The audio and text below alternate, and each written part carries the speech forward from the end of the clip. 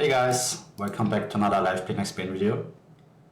So it's been a while since the last one, but the last time I tried to record a video I had a bit of a cold and I had caught a bit too much for the viewership to be still bearable, I think, so this time we will try again and hope you enjoy it.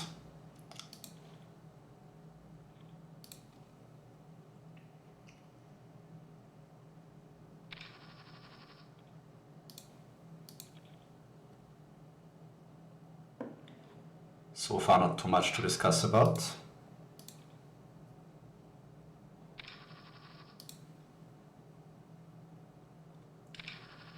King 8 suited versus 3x open is pretty close. I don't know that player.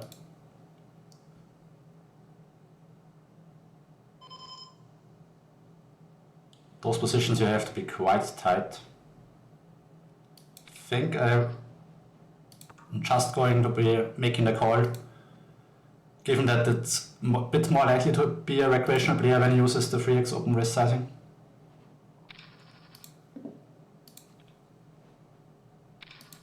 And I think it's close anyway. I don't really know if the cutoff is somewhere between King 8 or King 9 suited, I would assume.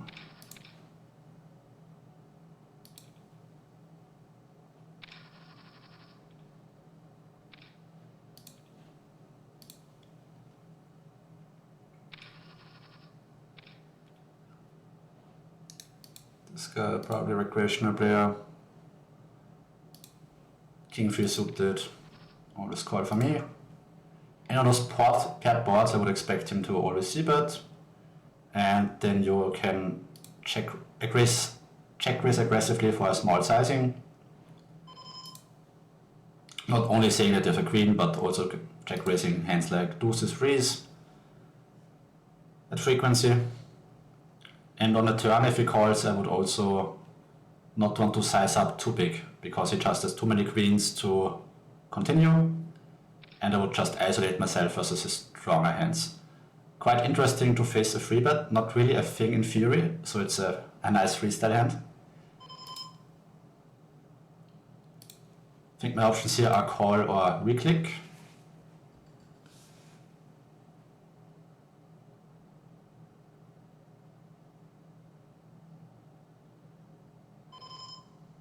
And I think those raises are quite often full of bullshit in my experience, so I will go for the reclick. Just brings him in a tough spot if he was raising a hand like ace jack off, ace 10 off, because the price is so good.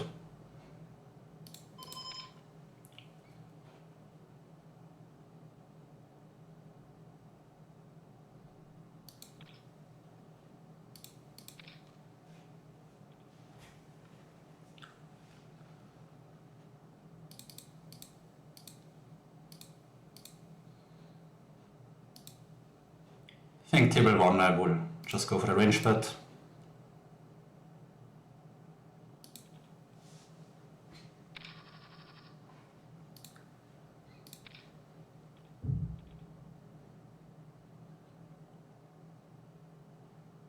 So overbet check, texture, and I think queen check is probably roughly the threshold. So we'll go for the check back with the jack 9. And table 2, while you could say, okay, 5-6 gets there, and 5 deuce, those are only suited hands that you should have. And you should check raise the flop pretty aggressively. So I think I will go for the overbet. And table 1 is actually close.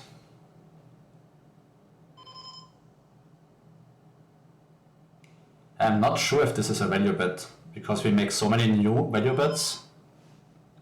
But let's first go... Ooh, YouTube. Famous. Tough spot actually, if you can get for another street there. But probably not when there are two different types of straights possible. But let's pause real quick and talk about the hands.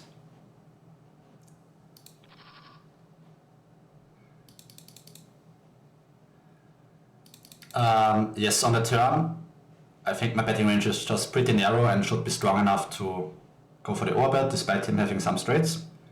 Because as explained, this should be only of suited variety. And then on the river, when every deuce and every six makes a straight, I don't think there's value to be had with my hand. And the other hand, if I can find it, with the Jack 9 is also interesting if you can squeeze out some value on the river. But every river King X, of course, has a value bet. Ace Queen gets there, Queen 9 gets there. I don't think this will be a value bet in theory, but we'll check it later.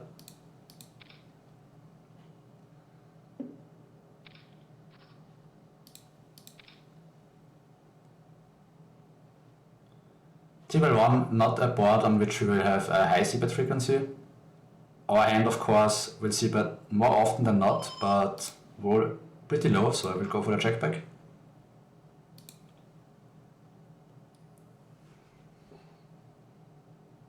And my delay sizing here is 25%, and it's pretty interesting when the big blind doesn't probe, because you can probe like any pair.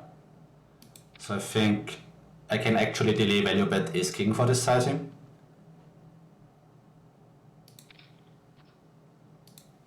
As his checking range will consist to a good part of hands that are weaker than ace king. And on the river I have a clear overbet now, I think, when I have a straight that doesn't block any of his pairs. And table 2, always just calling, and I'm just happy that he doesn't bet even bigger on a texture that is so bad for me. Snap check turn, so most likely some timing tells there. When he snap checks the turn, he probably has a weak showdown hand, most likely an ace.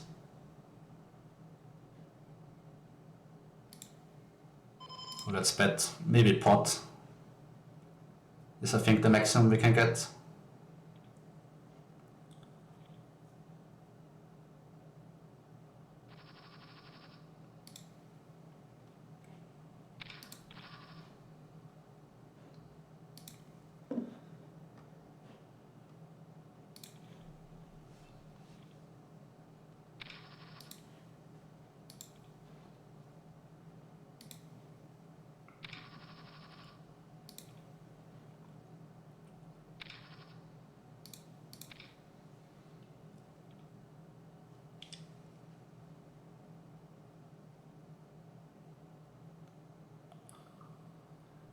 Ace Queen off, mix between free bet and calling, mostly calling, but I have marked him as a recreational player, so probably free betting is a bit better, although it doesn't seem to be. On second glance his stats don't look too bad, so perhaps it was a mislabel on my part. Anyway, I think my hand looks pretty perfect for barreling on the turn. Blocking pocket queens, blocking ace-high flush draws.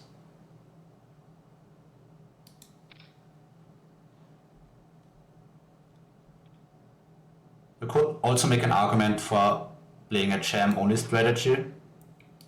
We were a bit deeper, that's why I didn't consider it too much, but in hindsight I think it's probably the play. And then my hand has to check, but maybe like ace king and hearts could actually jam, because with ace king you get called by some of his other flush draws. So also a spot that I will review a bit later.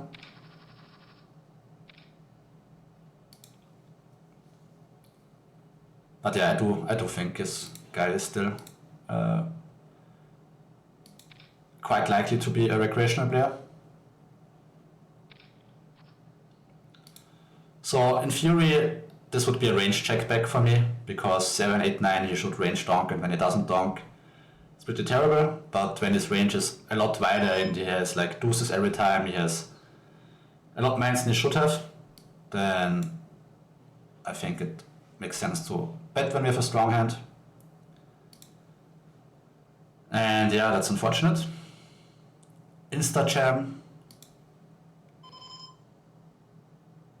I think I'm leaning towards folding, but it's a tough spot for sure.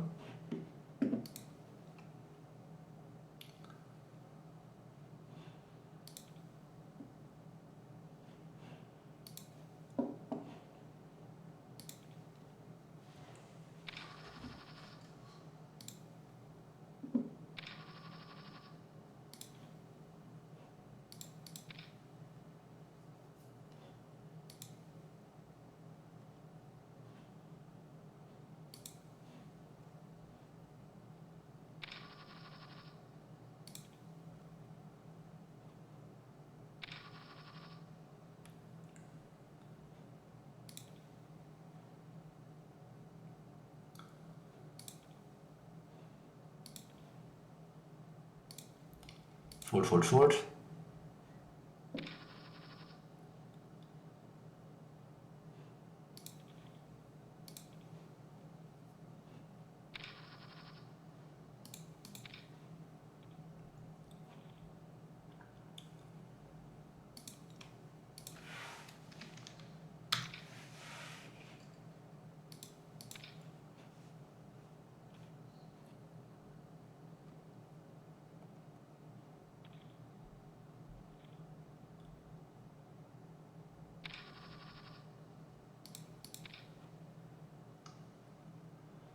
Let's see if we can get some action with the aces.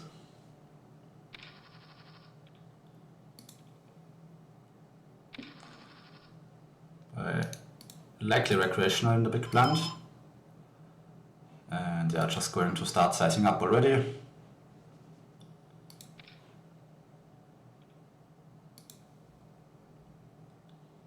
So this was our subscriber, it looks like. So it would be cool to get another hand with him.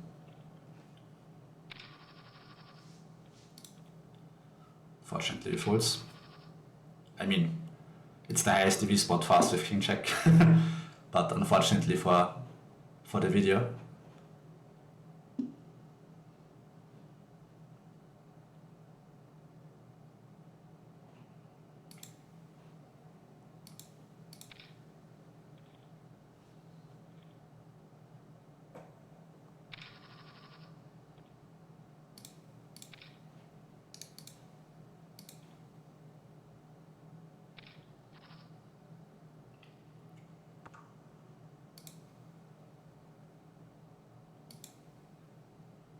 Then 5 off is a bit too weak to call.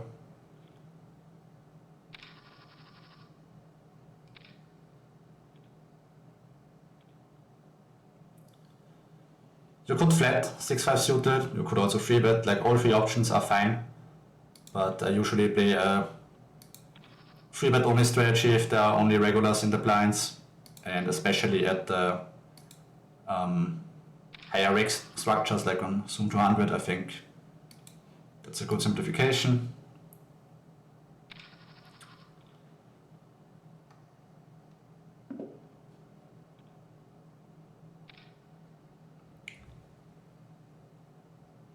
Sucks when he overbets. I think in theory this is for sure a continue with backdoor diamonds and backdoor straight. In practice I'm not so sure, because in those positions he should already start bluffing king x, queens, jacks, tens, and I don't see that happening at all. I mean, this hand is probably a better call than ace 8, but I mean, I'm just folding almost everything here. Table 2, there's 2 different strategies. One is a small probe sizing, where you still bet at the low frequency and then, or low to mid frequency with 10x and queen x. And the other is a very polarized one where I'm saying I have 2 pair plus. And a flush, this river is like fantastic because 4-6 and the flush gets there. So So I think I will have a pot sizing and usually an all-in if we were 100 big blinds deep, but we are deeper. So I don't think I have that big of a sizing. So perhaps pot or 150 seems good.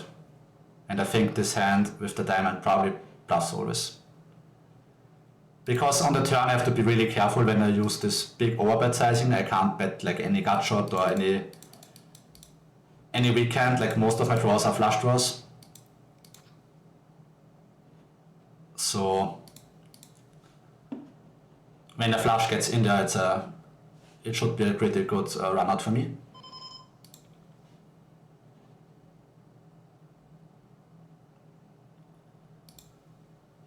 I mean, usually I would play big bet check, but with exactly aces versus the presumably weaker player, just go for the small bet. And now the question is, should we bet turn or check? I am probably just going to bet anyway and just hope he has a hand that's strong enough to continue, but it's just tough to get the money in otherwise.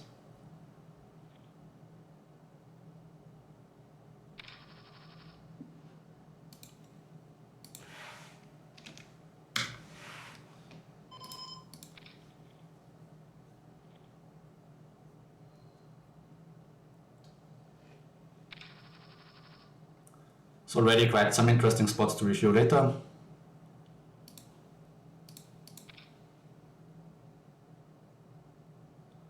Ace-9 is kind of close. But when the recreational is going to flat more on the button, I don't think a hand like Ace-9 is actually that appealing to open raise.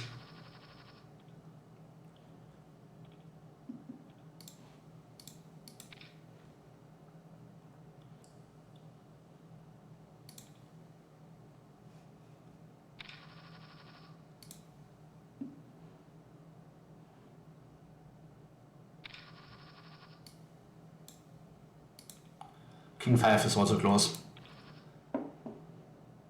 With a couple of aggressive players behind me, I think just folding is okay.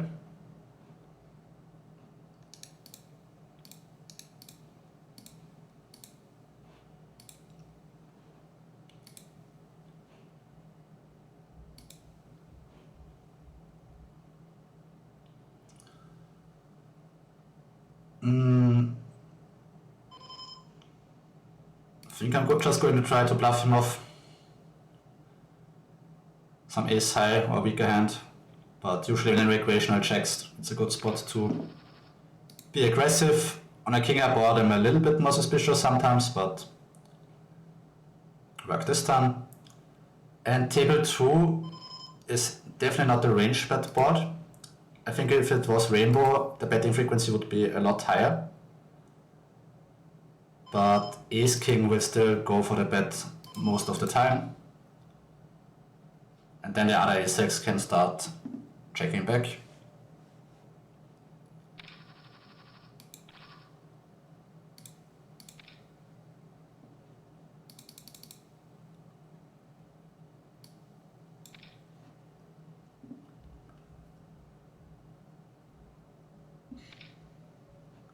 Okay, so that's also like interesting to note.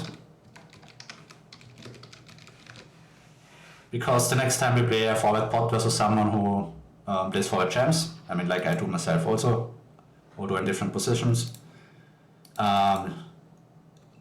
it just plays completely different post flop as well, because the jamming range I assume will be mostly made up of ace king.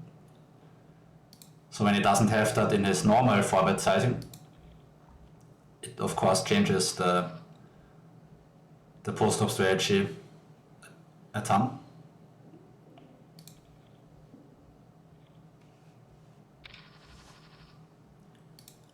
Versus 2.1x, I think I can call the 6-5 off.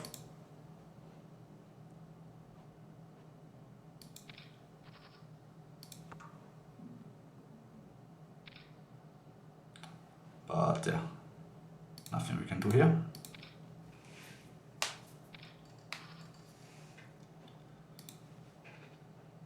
They will only be a big bet check strategy, and I think on a high roll this hand can get in there.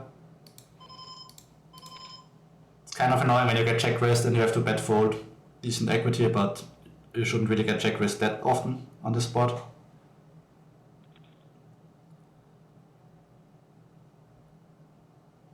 And probably always give up on a turn. I mean, diamonds are probably, clubs are probably not that bad when we bet big on the flop compared to betting small. But the 8 also just blocks more hands like 10-8, which will always fold. So I think I would rather bet a hand like King 5, King 6 on a turn with no clubs.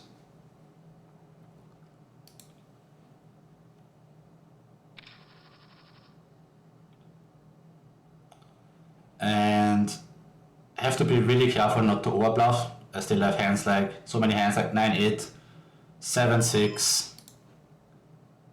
Jack 8 suited, Jack 7 suited. So I think I'll just go for the give up here. And actually win, that's fantastic. Oh, here we face 2x overbet, interesting. Would also be something noteworthy, but don't base pulls too much. So let's skip it this time.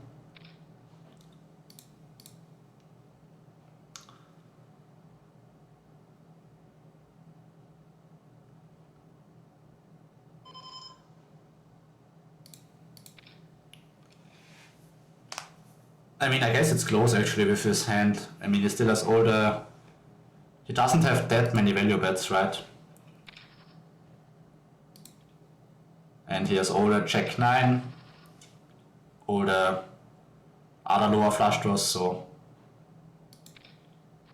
can see why he checks, but also an interesting hand to maybe review from out of position's point of view.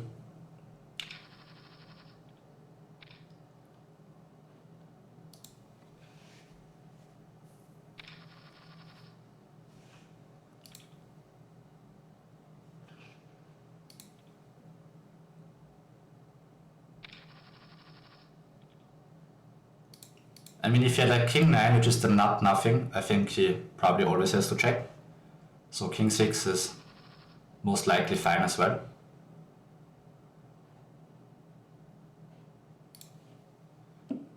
And table 1, not a range bet, but still decently high c-bet frequency for a quarter pot. And table 2 on the ace, you actually play overbet check because you are very polarized to not trips plus, but let's say like ace king, ace queen plus, and then you check back ace king on the river and value bet the trips. But I think my hand doesn't have great blockers with the way we will call.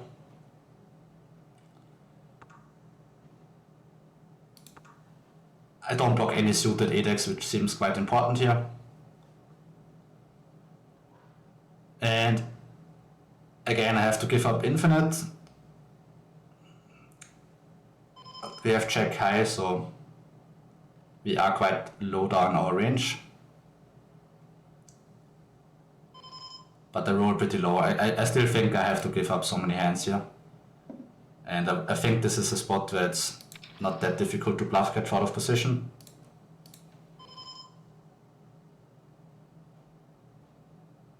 He goes for a small bet. I think I only call. Oh, actually I have a... Oh, this is a mistake.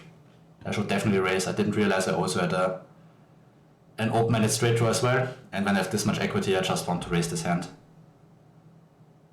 But he does the raising for me. Very aggressive regular. Roll low, so let's go for the check back this time. Table 1.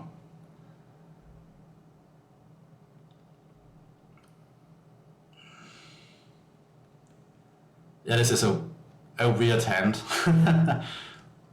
I guess now I just call it because I never have a strong hand at that line, so doesn't make too much sense to re-raise now, I think.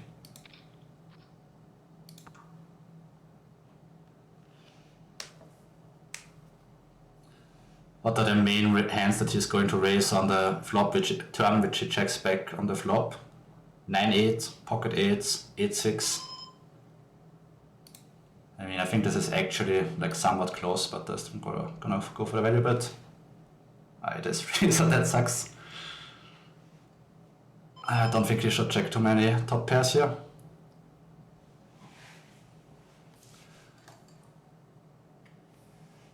I mean, the 7 probably blocks a ton of plus.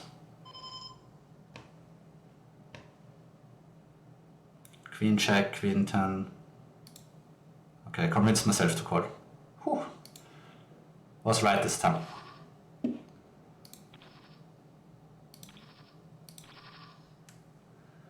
And yeah, table 1. I mean, it could even be a check back in theory, I'm not super sure. But it seems a bit gross to check back a hand that should win almost always. And yeah, I don't really think you should have too many top pairs in that line. But yeah, that didn't work out great for us. I think maybe in practice it's just better to check back, because I perceived people thinking I'm not like that the bluffs don't delay to the river. So I think this is a massively overfolded line when it goes check down in that bet. So I'm probably very rarely getting called by a 9 or a 7 or whatever. And then I'm just really only running into the traps.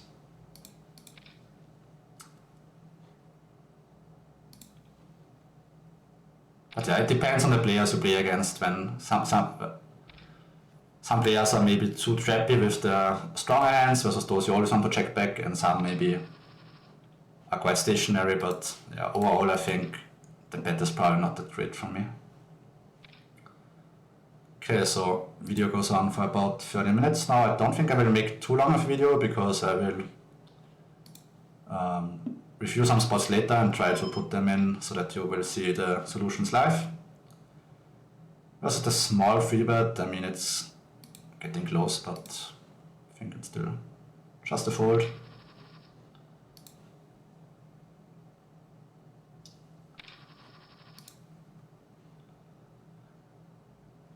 Yeah, I actually think I made 2 plays now, which I didn't like the king's value bet is not great, I think, and the 7 freehand where I actually won the maximum because of my play, I think is also not played well, because I think I should have always raised the turn versus the probe from the weaker player.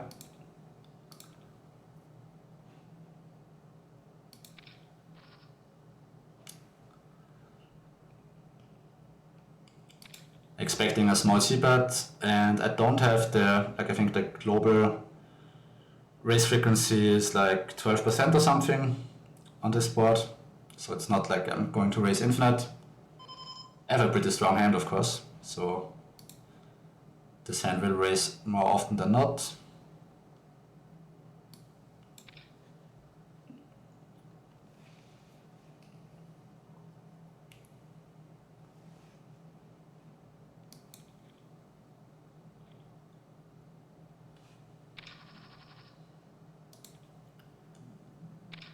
And I think blind versus blind here plays a bit different than big blind versus button. If I was in a big blind versus button, I would play a half pot strategy on a turn where I wouldn't go too big, because both players have so many 10x.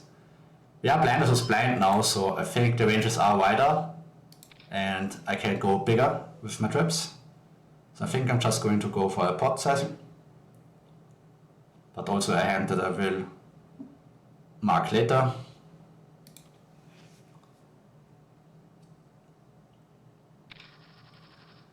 And as nitty as it looks, but I'm pretty sure I have to check back. King 5 will sometimes go for a free bet. Yeah, it's not fun because we mostly win, but I think this is just a check back. And facing the big bet, I actually think this is, I mean, the 5 has a backdoor straight draw, so maybe it's close. But yeah, I think it's likely still fine to fold. Again, I'm just playing a bit more passive. Like, even in theory, I'm not even super sure if this is a pure continue, probably with the 5, but I think like King 6, King 6, King 7, King 8, all those hands, when they don't have a spade or a backdoor flush draw, are just already mucking, or at least frequency mucking. Table 1, sometimes 4-bet, mostly call. This time we go for the call.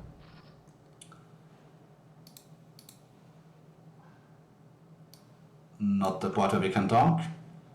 And so these spots are interesting because if I expect my opponent to c-bet too much, then I should check raise very aggressively.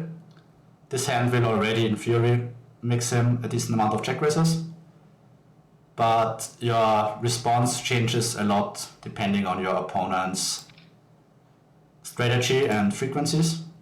And if in doubt, they like to go for the more aggressive option. And once I play this very aggressive check raise flop strategy, I have to slow down in the turn a lot. So this turn is pretty good for me. If I'm playing most of my hands in a very aggressive manner and he continues, I need to slow down on the turn. And now we check and lose probably.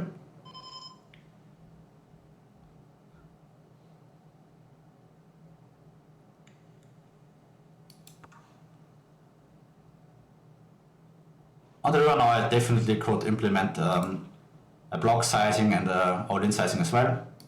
Definitely folding. But I think ace check probably seems fine to check down.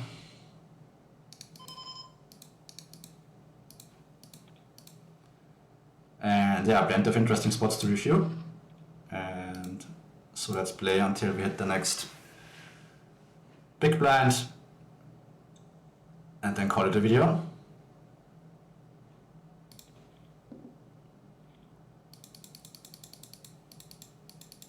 But yeah, I think my response, like let's say my opponent played the perfect c-bet strategy where he doesn't over c-bet and he has plenty of checkbacks. Then I think this is a texture where if he c-bets, I'm not having too much of a raising range. And if he starts to c-bet too much, then check raising small becomes a very attractive option.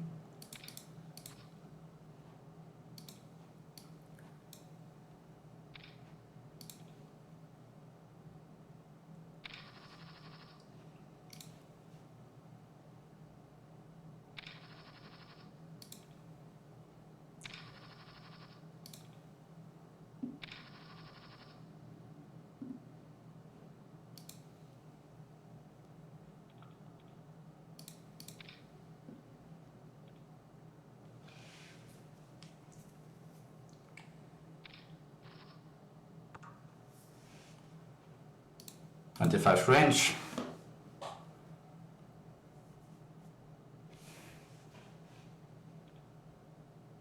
Good enough to take it down.